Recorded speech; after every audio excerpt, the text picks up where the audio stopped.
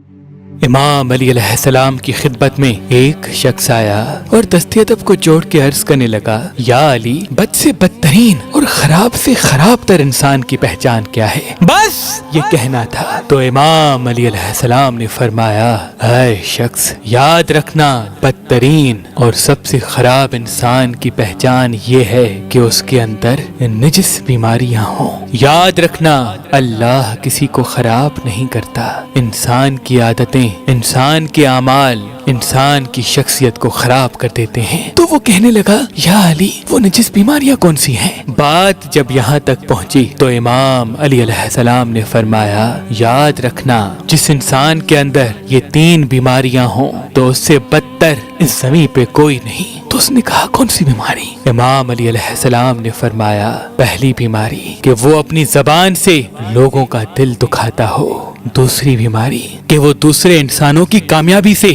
بار بار جلتا ہو، اور تیسری بیماری وہ خود کی خوبیوں پہ فخر کرتا ہو۔ یاد رکھنا جس انسان کے اندر یہ 3 بیماریاں ہوتی ہیں تو عارف لوگوں کے نزدیک اس کی شکل ایک وحشی کتے جیسی ہوتی ہے، اور اللہ کی لعنت اس انسان پہ برستی رہتی ہے جب تک وہ قبر میں داخل نہیں ہوتا، اور روز محشر بھی وہ وحشی کتے کی طرح ہی اٹھے گا، اور لوگ دور سے اسے پہچان لیں گے کہ یہی ہے وہ انسان جو اپنے آپ کو محترم سمجھا کرتا تھا، یہی ہے وہ انسان جو انسانوں کی نعمتوں پہ جلتا رہتا تھا، یہی ہے وہ انسان جو اپنی زبان سے انسانوں کا دل دکھایا کرتا تھا، انسانوں کا دل دکھایا کرتا تھا، انسان